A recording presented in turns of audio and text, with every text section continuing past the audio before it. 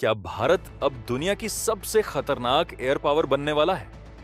क्या रूस का नया ऑफर एशिया में ताकत का पूरा खेल बदल देगा? और क्या यह सच है कि एक ही फाइटर जेट अब दर्जनों ड्रोन को कंट्रोल करके दुश्मन पर ऐसा हमला करेगा जिसे रोक पाना नामुमकिन होगा?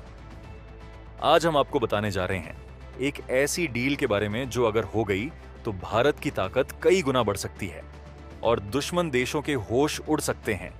लेकिन आगे बढ़ने से पहले फटाफट इस वीडियो को एक लाइक जरूर कर दीजिए और अभी हमारे चैनल को सब्सक्राइब जरूर कर लीजिए।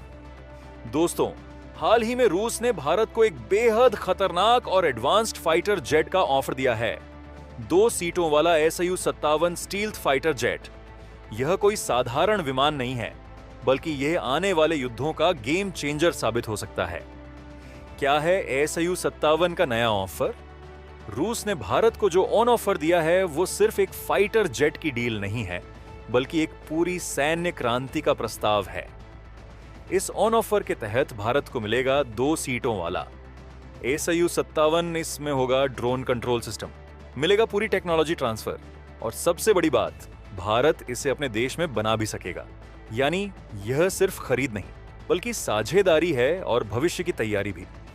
अब सवाल आता है, आखिर यह 2 सीटों वाला SU-57 इतना खास क्यों है? तो समझिए, आम फाइटर जेट में सिर्फ एक पायलट होता है, लेकिन इस जेट में होंगे 2 लोग, पहला उड़ाने के लिए, दूसरा पूरे युद्ध को कंट्रोल करने के लिए, और यही बनाता है इसे बेहद खतरनाक। इस जेट की सबसे बड़ी ताकत है ड्रोन स्वार्म कंट्रोल टेक्नोलॉजी। इसका मतलब क्या है? यह फाइटर जेट हवा में उड़ते हुए एक साथ कई ड्रोन को कंट्रोल कर सकता है। कल्पना करो, ऊपर उड़ रहा है SU-57 और उसके साथ उड़ रहे हैं 10 से 20 ड्रोन जो दुश्मन के ठिकानों पर हमला कर रहे हैं। यह तकनीक युद्ध को पूरी तरह बदल सकती है। मान लीजिए युद्ध की स्थिति है, SU-57 दुश्मन के इलाके के पास पहुंचता है, ड्रोन आगे भेजे जाते हैं, ड्रोन दुश्मन की लोकेशन खोजते हैं, फिर हमला करते हैं। इससे क्या फायदा? पायलट सुरक्षित रहता है, दुश्मन को भ्रम होता है, हमला ज्यादा सटीक होता है, यानी कम रिस्क ज्यादा तबाही।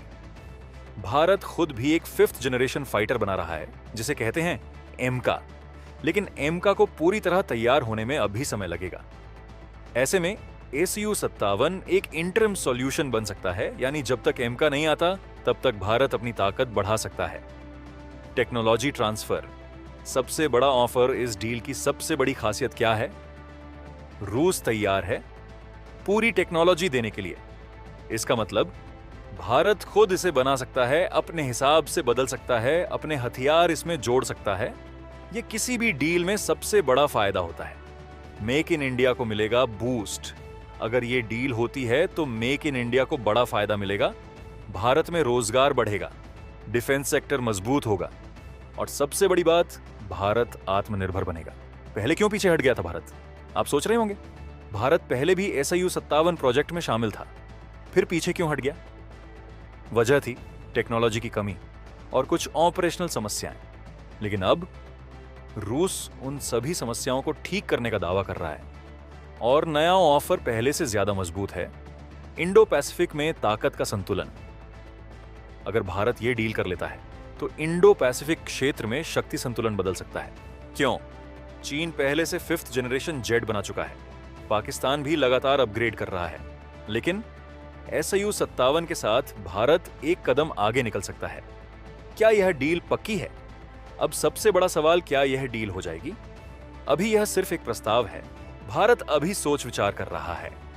सरकार कई चीजें देखेगी, लागत, टेक्नोलॉजी, भविष्य की जरूरत। डिफेंस एक्सपर्ट्स का मानना है यह डील भारत के लिए फायदेमंद हो सकती है, लेकिन इसे जल्दबाजी में नहीं लेना चाहिए। कुछ एक्सपर्ट कहते हैं भारत को एमका पर ही फोकस करना चाहिए, जबकि कुछ कहते हैं SU-57 प्लस एमका परफेक्ट कॉम्बिनेशन।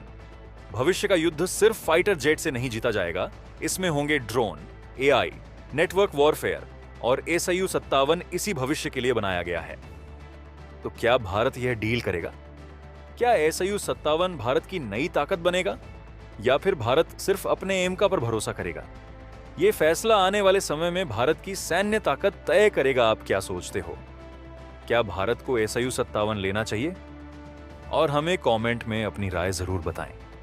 अगर आपको यह जानकारी पसंद आई हो तो वीडियो को लाइक करें, शेयर करें और ऐसे ही डिफेंस न्यूज के लिए अभी हमारे चैनल को सब्सक्राइब जरूर कर लीजिए।